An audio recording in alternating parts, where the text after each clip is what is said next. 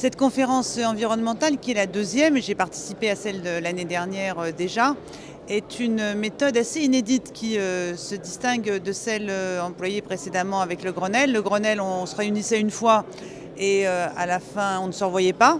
Et là, le gouvernement a choisi une méthode plus audacieuse et plus exigeante, qui est celle du rendez-vous annuel, où on fait à la fois le bilan des engagements pris l'année précédente et on fait le calendrier de travail, l'agenda de la période à venir. Les thèmes changent d'année en année. Cette année, les tables rondes, les ateliers se sont dispersés sur plusieurs thèmes importants. Moi, pour ma part, j'ai participé à celle sur l'emploi. Je voudrais saluer la présence des ministres, d'abord, très investis dans ces tables rondes, qui montrent la transversalité des questions environnementales dans les politiques publiques.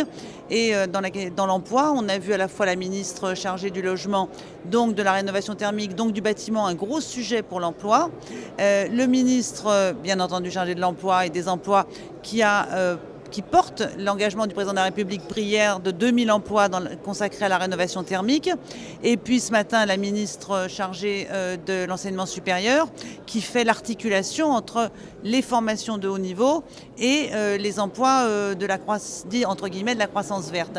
Donc c'est une méthode qui nous permet d'avoir un suivi et des exigences à l'égard à la fois des pouvoirs publics, mais aussi à l'égard des divers participants, parce qu'on reprend la gouvernance du Grenelle auquel on a ajouté les parlementaires, et ce qui fait que c'est un moment où à la fois on échange dans les tables rondes, on échange autour d'un café, et où se crée du lien et se crée du consensus.